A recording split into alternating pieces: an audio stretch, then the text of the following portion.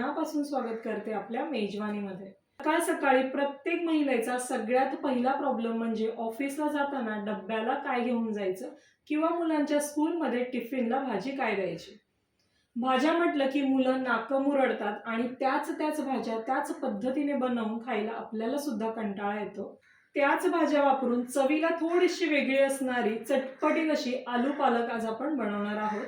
जी मुलं पालक खात नाही ती सुद्धा आवडीने पालक खायला लागतील। चला तर मग सुरुवात करूया।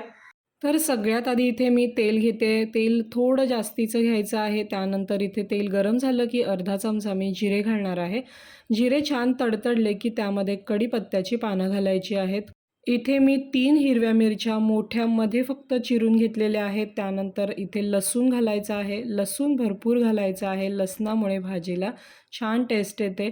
लसूण लाल होईपर्यंत परतायचा। त्यानंतर इथे मी एक मोठा कांदा घेतलेला आहे जो बारीक चिरून घ्यायचा आहे। त्यानंतर कांदा व्यवस्थित शिजवून घ्यायचा। खूप जास्त लाल करायचा नाही। तो व्यवस्थित शिजला की त्यामध्ये मसाले घालूयात। अर्धा चमचा मी इथे लाल तिखट घालते। अर्धा चमचा जिरेपूड घालायची आहे। पाव चमचा इथे हळद घालायची आहे। 1 चमचा मी इथे धनेपूड घालते आहे। धने मी घरी भाजून त्याची पूड केलेली आहे त्यामुळे त्याचा खूप छान असा सुवास सुटलेला आहे। कलरसाठी थोडीशी मी इथे काश्मीरी पावडर घालते। त्यानंतर इथे बारीक चिरून घेतलेली पालक घालायची आहे। इथे मी 1 जुडी पालक घेतलेली आहे।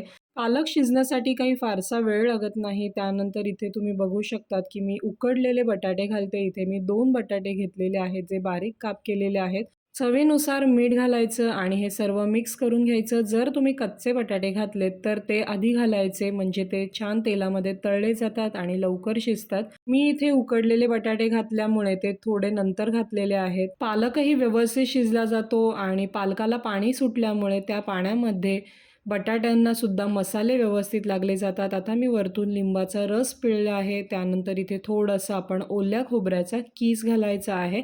यामुळे जे पाणी आहे ते सर्व सोक होतं आणि भाजी छान टेस्टला लागते।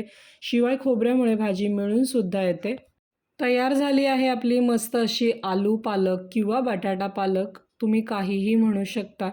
अतिशय टेस्टी झालेली आहे आणि याची टेस्ट खरंच खूप छान लागते। लिंबामुळे याला खूप मस्त असा चटपटीतपणा येतो। तयार झाली आहे आपली आलू पालक जी अतिशय झटपट होते। तुम्ही सुद्धा या पद्धतीने आलू पालक किंवा बटाटा पालक नक्की करून बघा। कशी होते ते मला कमेंटमध्ये कळवा आणि जर माझा व्हिडिओ आवडला असेल तर प्लीज व्हिडिओला लाईक, शेअर, सबस्क्राईब नक्की करा। भेटूयात पुढच्या व्हिडिओमध्ये, तोपर्यंत धन्यवाद।